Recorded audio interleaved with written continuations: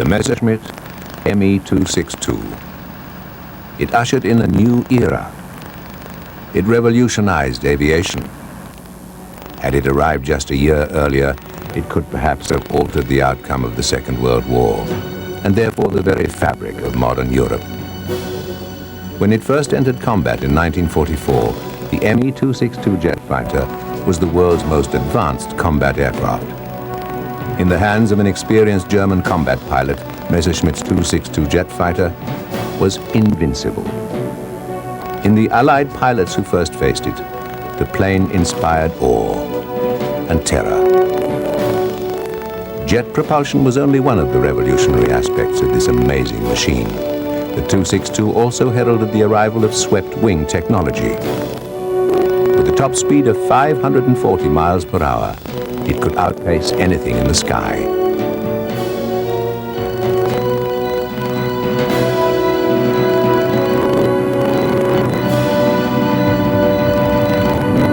This finely restored 262 at RAF Cosford's Aerospace Museum was one of the many captured as the Allies swept across Europe. Some of the lessons learned from it paved the way to a new age, the age of the jet.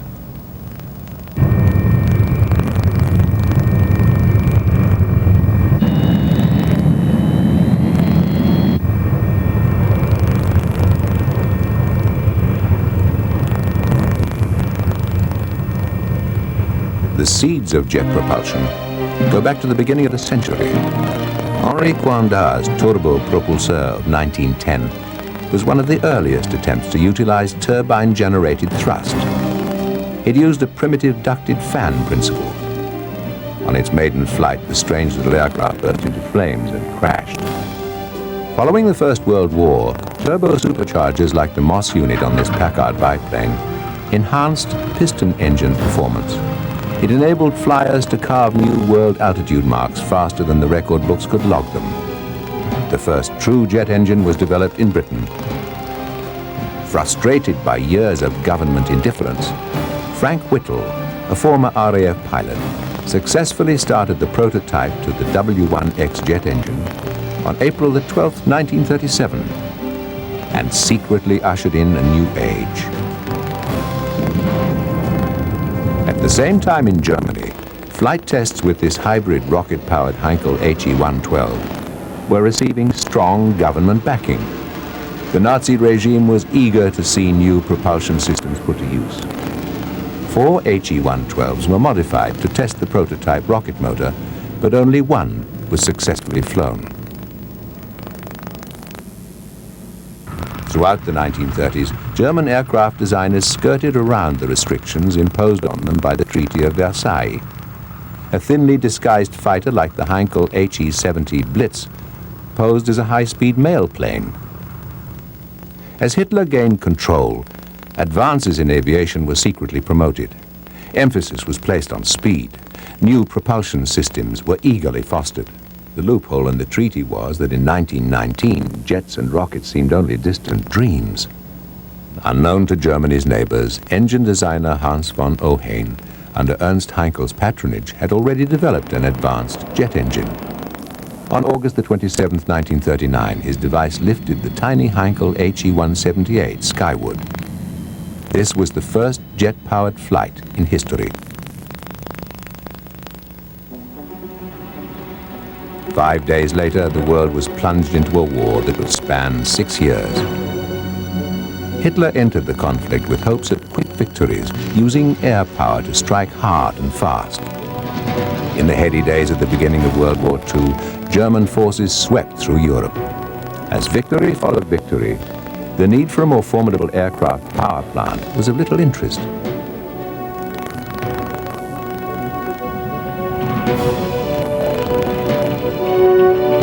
In the eyes of the Führer, nothing could stop the daunting might of the Luftwaffe.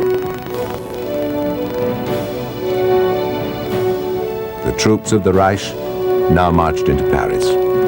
Europe had crumbled before the Nazi juggernaut. There was no need for better or faster aircraft. The seemingly invincible Luftwaffe remained unchallenged. But the winds of victory began to change. In what became immortalized as the Battle of Britain, German and British pilots engaged in a deadly struggle high above England. By late 1941, fortunes had changed. The pride of Germany lay in pieces across Fortress Britain. In Germany, cries went out for the new, the stronger, the faster. Thoughts turned to the possibilities of the jet. The world's first successful twin-jet aircraft, designed specifically as a fighter, was Heinkel's HE-280. Ernst Heinkel's passion for high-performance aircraft had created a long line of firsts in this exciting new field.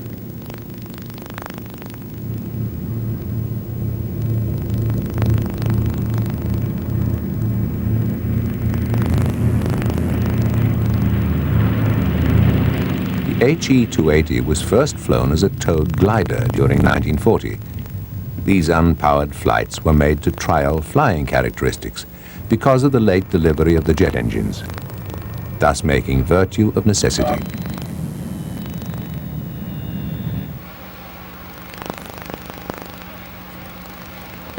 Throughout World War II, the Luftwaffe placed great emphasis on ease of maintenance, and in that the Heinkel HE-280 wasn't a problem. Early German jet engines, strained to the limit, weren't expected to have a very long lifespan. Because of this, they were designed and made with the utmost simplicity. The end result was an engine that could be quickly replaced. Engine mount hardpoints and hardware interfaces were limited in number and within easy reach. A panel on the upper surface provided ground crews easy access to the engine, which compared with its piston-powered counterparts was surprisingly light.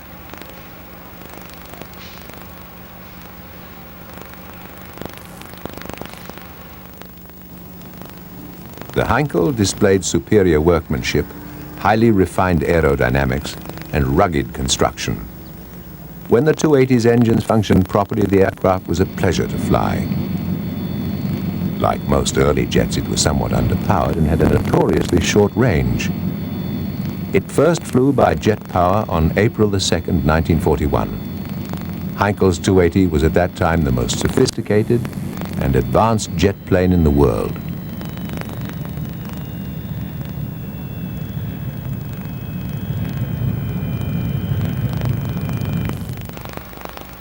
Paralleling German efforts, Britain's Frank Whittle worked frantically on the first of two prototype Gloucester E-2839s. This was a research aircraft and was to put Allied jet propulsion theories to the test. Simply constructed, the airframe was built to accommodate Whittle's jet engine. By May 1941, the Gloucester took to the air in the first flight of an Allied jet.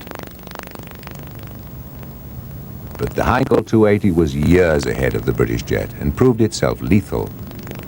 In a trial fly-off, it completely outflew the Luftwaffe's best prop fighter. Even with advanced features including an ejector seat, problems with performance and range, compounded by Heinkel's political disfavor, killed any chances of the 280 becoming the world's first operational jet fighter. That honor was to go to another. The Messerschmitt Me262 lacked much of the sophistication of the Heinkel jet. But it had a formidable image with its sleek, swept-back wings and two Junkers Umo 004 jet engines slung below. The shark-like fuselage gave it a look of lethal elegance. The first four prototypes were built as tail draggers, the long nose pointing skywards. It was the kind of aircraft that even looked fast when it was standing still.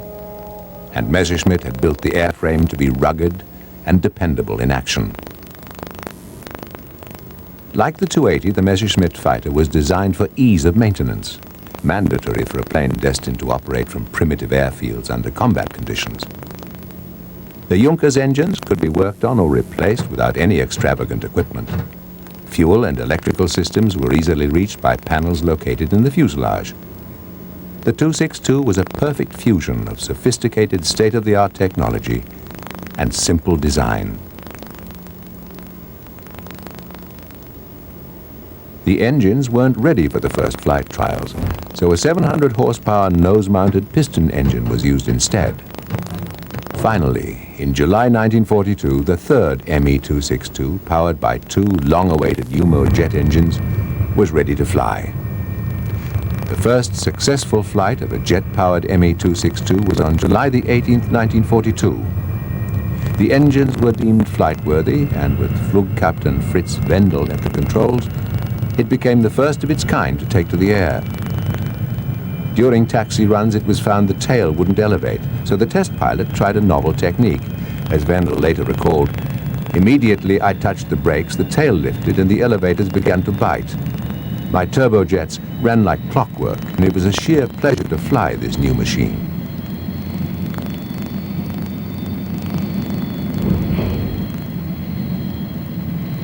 The flight was not without incident, however. On touchdown, fuel that had accumulated in the bottom of the left engine nacelle burst into flames. But the damage was slight, and the aircraft flew again that same day.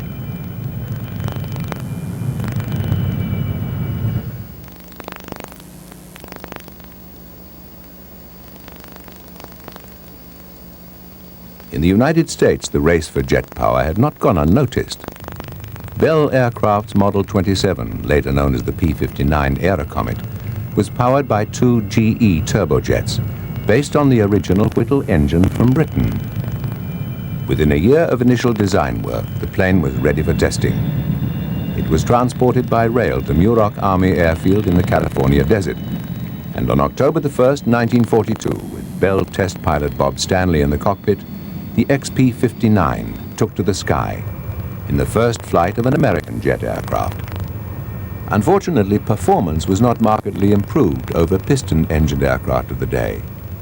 But in spite of this, limited production of the Aerocomet began, and Bell went on to build over 60 of the planes. The jet had come to America.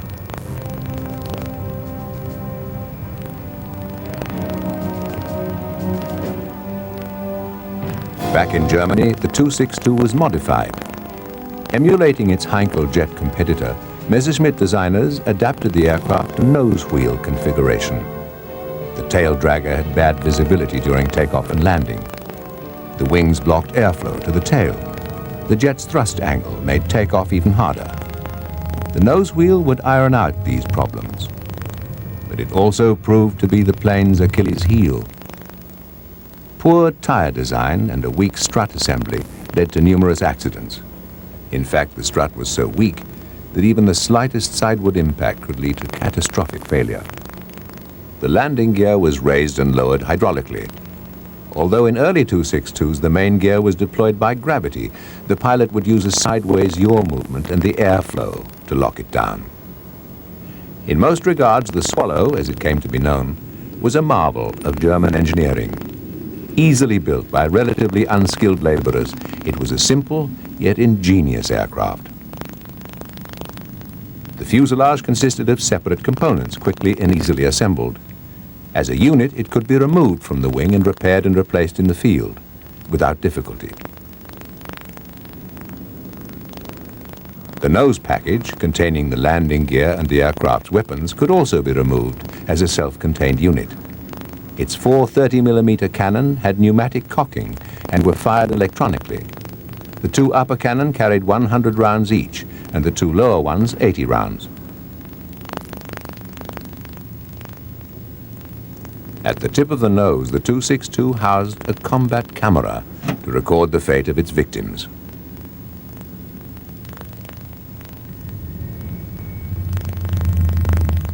The Messerschmitt Me262 first tasted action in April 1944, while it was still part of a test squadron. 5 months later, this was replaced by the world's first all-jet operational fighter group, Kommando Novotny. Named after the air race Major Walter Novotny, the group went into action on October the 3rd, 1944. 5 days later, its first jet was lost, when an unsuspecting pilot was jumped by an American P-51 Mustang. After landing, a wire mesh guard is placed over the intake to prevent anything from being sucked in. Prop pilots found the jet's traditional stick, with the gun trigger at the top, comfortably reassuring. Ground crews always double-checked the gun safety switch. The Me262 carried a lethal combination of firepower. Safety was crucial in the field, with stockpiles of high explosives and volatile aviation fuels sharing the same environment. The airfield was a dangerous place to work. Here, the pilot waves the fuel truck out of the line of fire of the 262's array of cannon. Not a good place to park.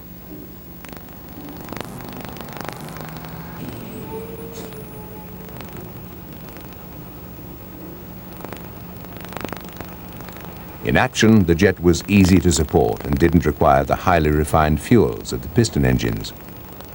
Instead, it simply tanked up with J2, a specially brewed version of diesel oil, and the aircraft's 4 fuel tanks took 655 gallons of the precious liquid. The aircraft was certainly well designed for a fast turnaround on the front. At the closing stages of war, some US pilots had the task of flying captured 262s out of Germany. Bob Strobel found the ease of maintenance impressive. One of the things that you want to be able to do in combat is to keep the maximum number of aircraft in operation. And to do that, you oftentimes have to change engines on them. Well, changing an engine on a Thunderbolt is at least a full day's job, if not 2 or 3, even under the best conditions. And yet I know for a fact you can change a jet engine on a MESSERSCHMITT Me262 in 30 minutes. Each jet engine had a small 10-horsepower internal starter motor that ran on 2-stroke fuel. This small apparatus made the aircraft independent of cumbersome auxiliary starter units. The starter motor was located in the intake bullet at the front of the jet engine. Each of the starter motors could be electronically triggered from the cockpit, or if that failed, manually started with a D-ring and pull cable mounted in the bullet tip, rather like starting a lawnmower.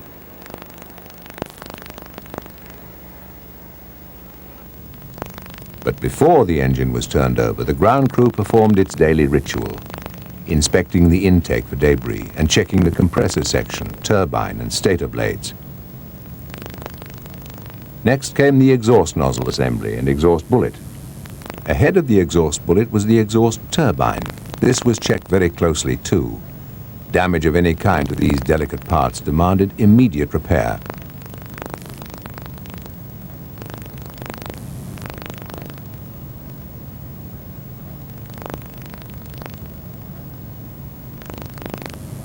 The exhaust bullet, sometimes referred to as the onion, was unique to the Swallow's engine. Designed to move fore and aft, thereby increasing the exhaust area and enhancing thrust, its maximum travel was just over 7 inches. Other aspects of the Me262 were just as innovative. The vertical tail and rudder were unusual because they came equipped with a trim tab, manually controlled from the cockpit. A small mechanical indicator let the pilot know just what position the trim tab was in. The pilot adjusted the horizontal tail by hand as well, vital in controlling an aircraft traveling at such high speeds. In an attempt to tame the Me262's high landing and takeoff speeds, the aircraft was equipped with free-floating leading-edge slats. These greatly improved the wing's poor lift characteristics at slow speeds. In a glide, they extended at anything below 187 miles an hour. In a climb, at anything under 280 miles an hour. Retraction, on the other hand, resulted from aerodynamic forces at high speeds. The slats, which were mounted on ball bearings, had a tendency to stick. Ground checks for this were imperative, because if they didn't work in perfect unison, the pilot would lose control entirely, especially during landing and takeoff.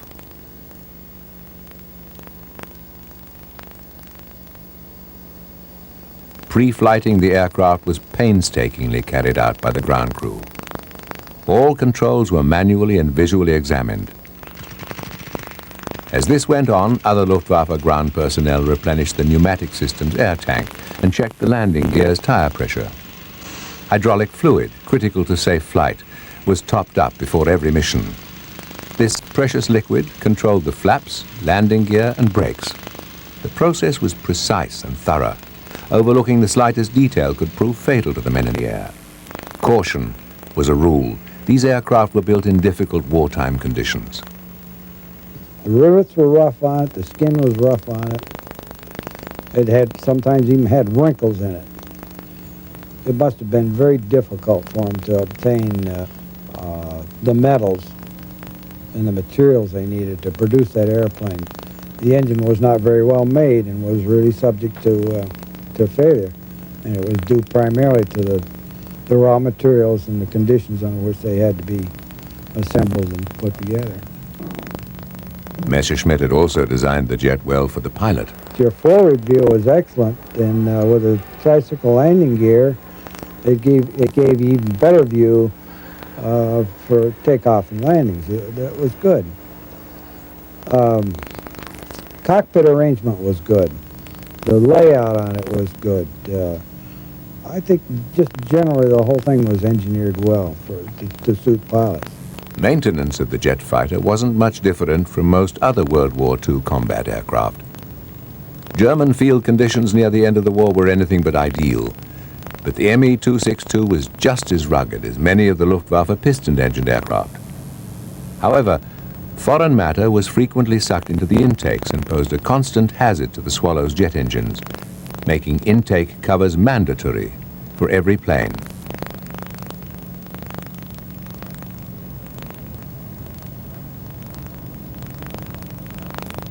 A conventional nose wheel tow bar was used whenever the aircraft was moved around the field. This was made extra secure by cables attached to the main gear struts. The cables spread the towing loads and reduced the stress on the fragile nose gear strut assembly. Towing the plane was a job left to the Kettenkrad track cycle. This small gasoline-powered half-track combined plenty of torque with excellent maneuverability and was ideally suited to the task.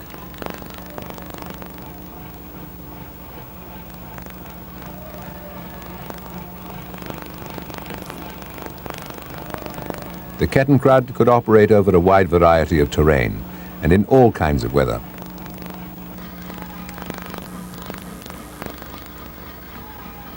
As the Luftwaffe's most valuable asset, the Me262 was often afforded the luxury of covered and camouflage revetments, which, because of the constant threat of Allied air attack, soon became a necessity.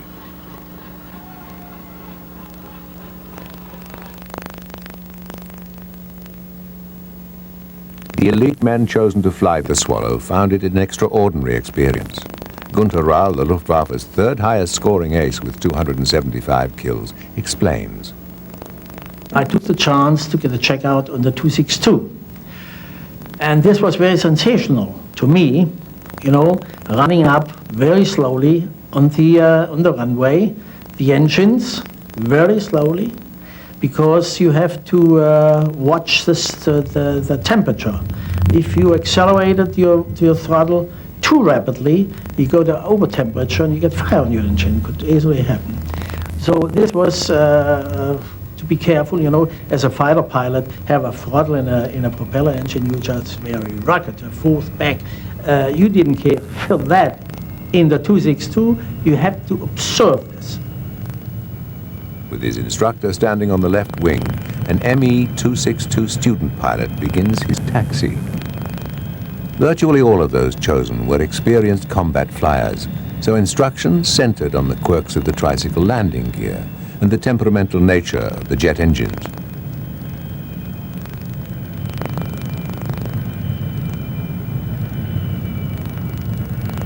The Swallow's throttle was tricky and had to be handled with exceptional care, especially during engine starts. Starting the engines was an involved process. First, the small Rydell two-cycle starter motor kicked in, and the main turbine spooled up. Once 800 to 1,000 RPM was reached, the electrical ignition system was turned on. At 2,000 RPM, the starter engine was disengaged, and at 3,000, the throttle was moved to the idle position. When running, the main engines were rated at nearly 2,000 pounds of thrust each, with a turbine speed of 8,700 RPM. Me262 trainer jets weren't available till late in the war, so the pilot's first jet flights were always solo, a daunting prospect for even the most seasoned flyer.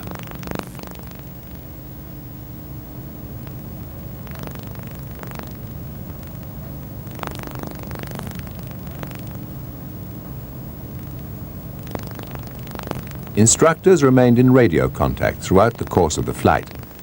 The effortless performance of the aircraft never ceased to amaze Luftwaffe pilots. Speeds exceeding 500 miles an hour were stunning to men who'd never flown so fast, even during maximum performance dives. On the other hand, the slow throttle response of these early jet engines caused problems, especially during takeoffs and landings. Whereas propeller-driven aircraft reacted instantly to throttle movement, jets demanded that the pilot think well ahead. Once you get airborne, it was a very heavy aircraft, taken up speed. And until that time, it was not too maneuverable. So therefore, we protected the takeoff and landing periods by the old-fashioned fighters, 190, 109, over the field, over the airfield. Another sensation was a very, very good radio, receiving transmission. There was no interruption in the engine, you know, all this.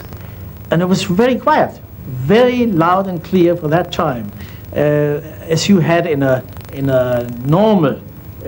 propeller fighter, you always had in your telecom, you had your very strong background noise.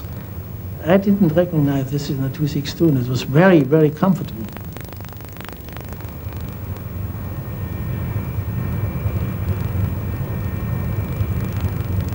To a fighter pilot, speed is intoxicating. And at 500 miles an hour, it was rare to find a flyer unimpressed by the Me262. At the time, the world's piston engine speed record stood at 469 miles an hour. The Swallow broke that mark nearly every time it flew. Here, at last, was the aircraft with which the Luftwaffe could reverse the fortunes of war. Vastly outnumbered, and with its cities in ruin, Germany hoped that with this new technology, it could win back the skies and save the Reich from destruction.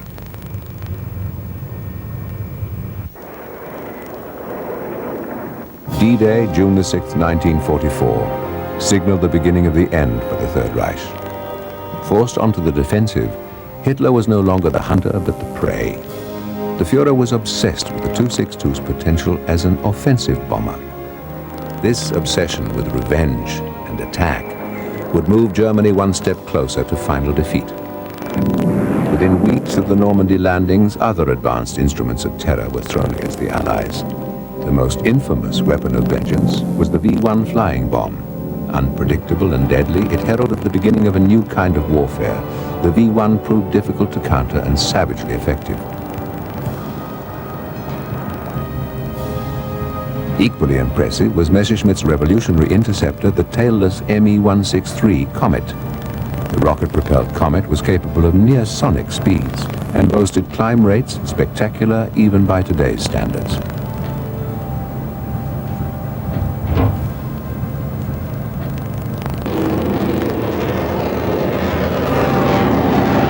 Famed Comet pilot Rudi Opitz reflects on Hitler's insistence on the manner of the 262's use. And since normal propeller-driven aircraft couldn't fly in because the British had a fighter force that was in the air and could intercept anything. Not from the ground, they had it in the air. And so bombers couldn't really fly in, it was much too expensive. But the jets seemingly could. And so he wanted the 262 to be a bomber, to fly again to attack. And so the time was lost to try to make a bomber out of what had been a very effective fighter. Renowned Luftwaffe ace Adolf Galland was an ardent supporter of the Me262 as a fighter. He once said that flying it was, quote, as though an angel were pushing. Galland was convinced the 262 was a generation ahead of any fighter in the sky. He argued with Goering that production should concentrate on the Focke-Wulf 190 and the 262 only. No other aircraft, he claimed, were as essential to the defense of Germany. Hitler fanatically insisted the 262 be used offensively as a lightning bomber rather than the defensive fighter so desperately needed. But the Führer's lack of vision wasn't the only impediment. The experimental nature of the aircraft itself had already slowed the process.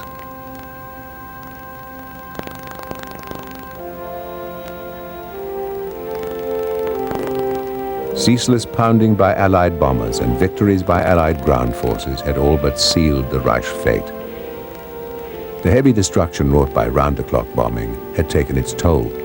Irrespective of Hitler's blind insistence on transforming the 262, the plane probably couldn't have entered service any sooner than it did, by which time any opportunity to turn the tide of the air war had long passed. German industry was stretched to the limit, and the average German lived in a netherworld of charred rubble and sleepless nights.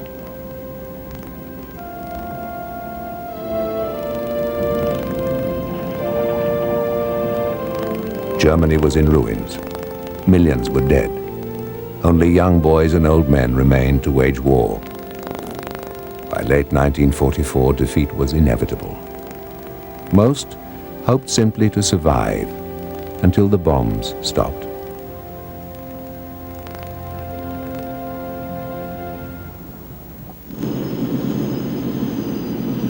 In the middle of this madness, Me262 production found itself beset by yet another problem. Competition had arisen in the form of the Arado AR-234, a short-range attack bomber and reconnaissance aircraft. The 234 was a composite of some of the most advanced technology in the world. Powered by the same UMO 004 engines, the 234 was a major drain and soon bled dry the already anemic jet engine supply. Some efforts were made to free up the supply of UMO engines by adapting 4 BMW jets for the Arado. Ironically, this reconnaissance plane was much more suited to Hitler's idea of a blitz bomber. The 262's logistical problems turned into a nightmare. Hitler's insistence on forcing a fighter to be a bomber only compounded the problem. To Luftwaffe ace Günter Rahl, the proper role of the 262 was vividly clear. You know, Hitler always was thinking in offensive measures. And the best example is the 262, you know. He wanted to make a 262 to a bomber without any electronic, and you know, he dropped the bomb, they never saw where the impact was, you know. It was stupid. But he was thinking in offensive measures, and Galland said, no, we have to produce fighters, fighters, fighters. But they come pretty soon. But he was right. At the end, he got across with Göring, you know, Göring blamed him and the fighters because the biggest success of the 8th Bomber Fleet on the British at night. Then he resigned and he took over the Wing 44. Hitler asked him, what are you doing? He said, I want to get the Wing 44 and prove that the 262 is a fighter, which he did. By April of 1944, the first planes were sent into service at Lechfeld. The following October, this unit, by then called Kommando Nowotny, was equipped with some 30 of the new jet fighters. Shortly after entering combat, the Swallow drew blood for the first time. In June 1944, 2 Lockheed Lightnings and a de Havilland Mosquito fell victim to 262 guns. Another Mosquito survived, however, returning to England with photographic evidence of the new fighter's existence. Though it lagged behind, Britain's new Gloucester Meteor had a layout similar to the 262, but was much less sophisticated. Powered at various times by a variety of Rolls-Royce jet engines, it saw limited action during the last year of the war and was only marginally effective. In July 1944, Meteors embarked on their first sorties against V-1 flying bombs, recording their first V-1 kill on July the 27th.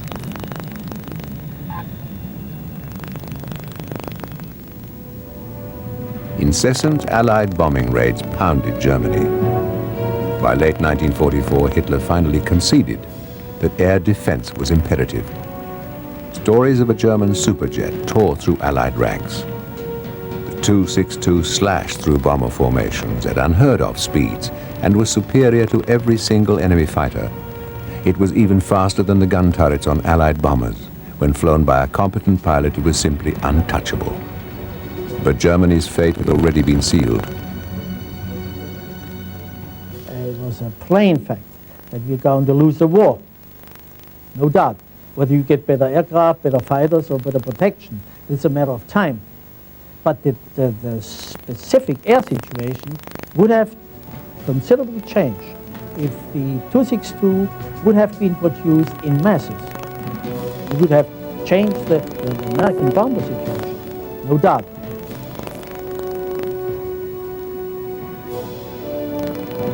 But it was too little, too late. The Me-262 could not stem the tide of war. Allied forces advanced relentlessly. Germany's factories, its cities, and its people were beaten. In a final act of defiance, Luftwaffe pilots, embittered and out of fuel, torched their own planes to leave nothing for the victors.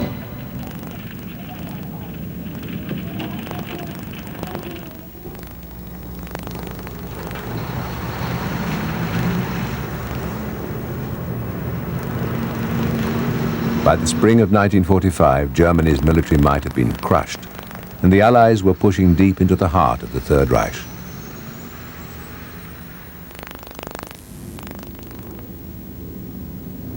Allied fighters and bombers could fly virtually unchallenged in the skies above the fatherland. Little remained of Germany's ability to make war or even defend itself. Every day, the bombs rained down.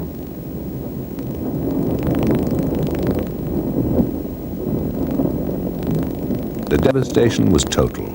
Germany's once great industrial heartland was reduced to rubble. It could no longer fire the furnace of war. Hundreds of thousands, old and young, military and civilian, lost their lives. The Third Reich literally caved in on them.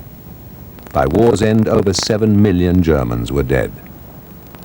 As Allied forces advanced deeper, they discovered exciting new technologies hidden throughout Germany. Technology retrieval teams, like Watson's Wizards, scoured the countryside in a trusty old C-47, earmarking anything of significance. General Watson recalls. We could land it almost anywhere, and we had to do that. In a lot of cases, we landed in cornfields and sleep under the wing and have breakfast under the wing and take off the next day to go somewhere else to find something. German aircraft were of particular interest to Operation Lusty, as it was codenamed. Teams had the job of getting captured aircraft out. Watson sent Bob Strobel to deal with the Me-262. He said, go down to Leckfield, take charge of the group down there, train the pilots to fly the Me-262, train the crew chiefs to maintain it, and ferry him out to Cherbourg. And he left me with my mouth wide open as I was trying to get to ask him, hey, hey, what do I know about? And he's gone, So that was my first introduction to Lusty. I found about anywhere from 25 to 30 jet fighters on the field, around the perimeter of the field in revetments and in various conditions. U.S. teams worked fast, encroaching Soviet forces adding to the urgency. Germans helped to get the remaining 262s airborne. We worked with these people and didn't find any animosities amongst them. They were apparently pretty proud of the airplane that they had. They wanted us to like it, and they seemed to be agreeable to working with us towards the end that we were going for, trying to get those airplanes out of there. Great Britain was also quick to exploit the technology. Captain Eric Brown flight tested the 262. Many aspects of their engine technology and their armament technology showed they were very advanced. And in fact, after we actually captured a lot of these aircraft, we were rather horrified to find how far ahead they were. Among the extraordinary weapons discovered was the Ruhrstahl X-4 air-to-air missile. It was slated for use on the 262 and had been extensively tested from a Heinkel HE-111. Even more lethal 262s were discovered, including one equipped with a huge 50mm cannon. The barrel projected 7 feet in front of the plane and was so heavy that a counterweight had to be added to the tail.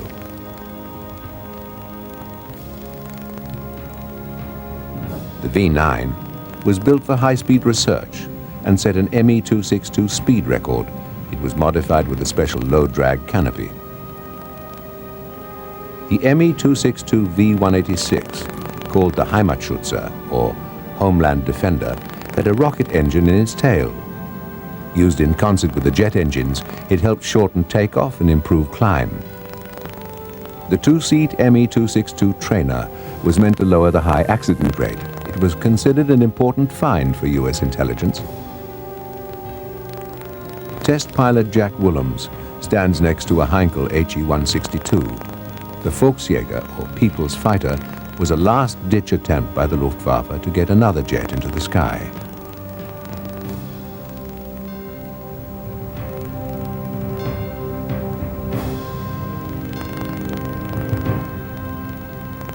Because it was produced in relatively large numbers, more Me262s were recovered by the Allies than any other German jet.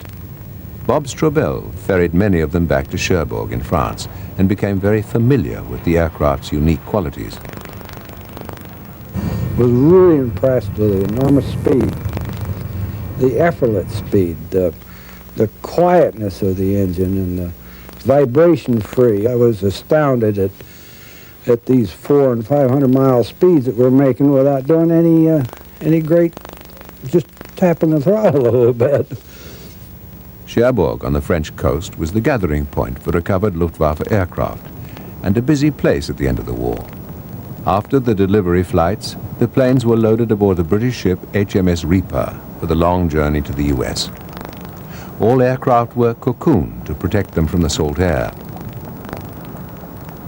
While Allied pilots were ferrying the 262, it became apparent just how impressive the aircraft was. General Spotts, when he saw me fly the Me262, commented to me afterwards, well, his major expression was wicked. He wasn't the guy that would talk a hell of a lot about these, but his one expression is wicked. Then he told me, gosh, if they'd used that airplane correctly, we wouldn't have stood a chance with our B-17s. We'd have lost a whole bunch of them. Flying enemy aircraft across war-torn Europe had many hazards. Mistaken identity, unfamiliar cockpits, and hidden problems like the fragility of the nose gear could cause many accidents. Of all of the fighter airplanes I've flown, that was I would say, for that period, the most exciting and the most combat-worthy, and you could do anything in it. And Watson wasn't alone. Nearly all the pilots who flew it extolled the virtues of the world's first operational jet fighter. When they get in the air, when everything is working, the Me262 was probably, without any doubt, in fact, the most formidable aircraft of World War II. Surviving Me262s are few, and well-preserved examples are rarer yet. One of the most interesting belongs to the Planes of Fame Museum near Chino, California. Historically significant because at one time it was owned by billionaire pilot Howard Hughes, this 262 had a taste of revisited glory in the film Jet Pilot. The same aircraft, shortly after the war, was entered by Hughes in the Bendix Trophy air race, where it would have competed against operational US fighters. Hughes' offer was turned down, however, because some feared the vintage German jet would outrun its competition.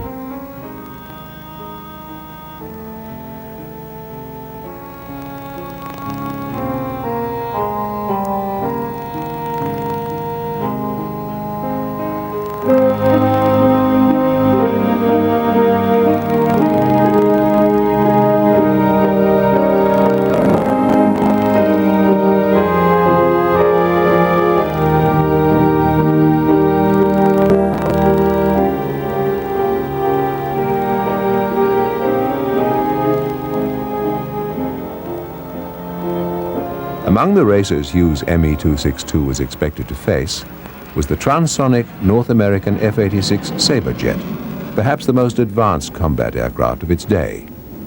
The F-86 had acquired much of its wing technology from 1942 designs for a fully swept-wing Me262. Although this advanced configuration was never constructed, the original Messerschmitt plans were put into practice by North American. converting what would have been a mediocre aircraft into a truly great transonic jet.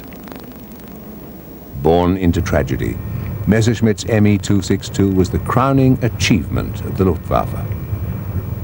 Meant to aid Nazi aggression, instead it ushered in an entirely new era, the jet age.